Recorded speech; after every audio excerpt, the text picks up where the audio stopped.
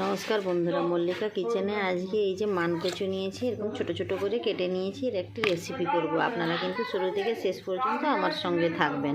আর রেসিপিটি যদি ভালো লেগে থাকে অবশ্যই লাইক করবেন, শেয়ার করবেন, সাবস্ক্রাইব করবেন আর পাশে থাকা বেল আইকনটি প্রেস করবেন। আমি কড়াতে একটু জল দিয়ে দিয়েছি আর 1 চিমটে হলুদ দিয়ে দিয়েছি। এবার এই মানকচুগুলোকে ভালো করে ধুয়ে নিয়ে এই হলুদ জলে দিয়ে দিচ্ছি, দিয়ে একটা ঢাকনা চাপা দিয়ে দিচ্ছি। এটা কিন্তু ভাপানো হয়ে গেছে, এবার আমি নামিয়ে নিচ্ছি।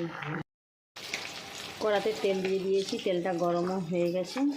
এবারে টুকরো করে কেটে সেদ্ধ করেছিলাম মানকচুটা একটু তেলের উপরে আমি নেড়ে নিচ্ছি।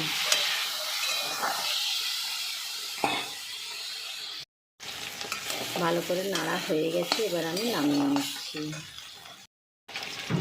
কড়াতে 2 চামচ তেল দিয়ে দিয়েছি, তেলটা গরমও হয়ে গেছে। এবারে শুকনো লঙ্কা 4টে, 1/2 চামচ সাদা জিরে আর কালো জিরে 1 চিমটে তেলের উপরে দিয়ে দিলাম।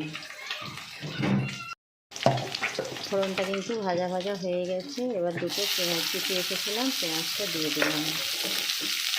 দিয়ে পেঁয়াজটাকে একটু ব্রাউন কালার করে নিচ্ছি। তা কিন্তু ভাজা ভাজা হয়ে গেছে। এবার কেটে রাখা টমেটোটা দিয়ে দিলাম, দিয়ে ভালো করে আবার নাড়াচাড়া করে নিচ্ছি।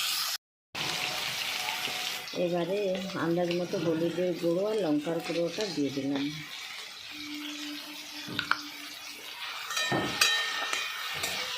দিয়ে ভালো করে একটু নাড়াচাড়া করে নিচ্ছি। এবারে কিন্তু কয়েকটা বড় বড় চিংড়ি মাছ দিয়ে দিচ্ছি।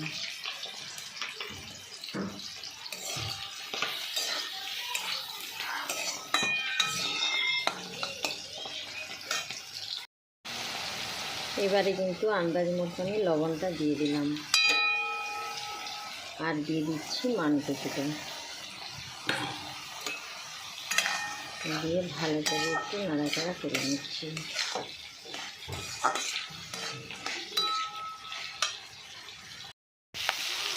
এবারে কিন্তু আমি পরিমাণ মতো জল দিয়ে দিলাম।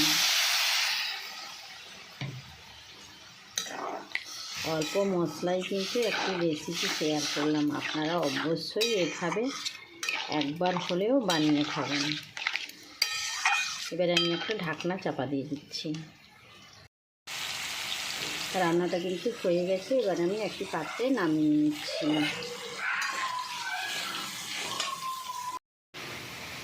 একটি পাত্রে নামিয়ে নিয়েছি, এবার আমি পরিবেশন করছি। আজকের মতো তাহলে টাটা।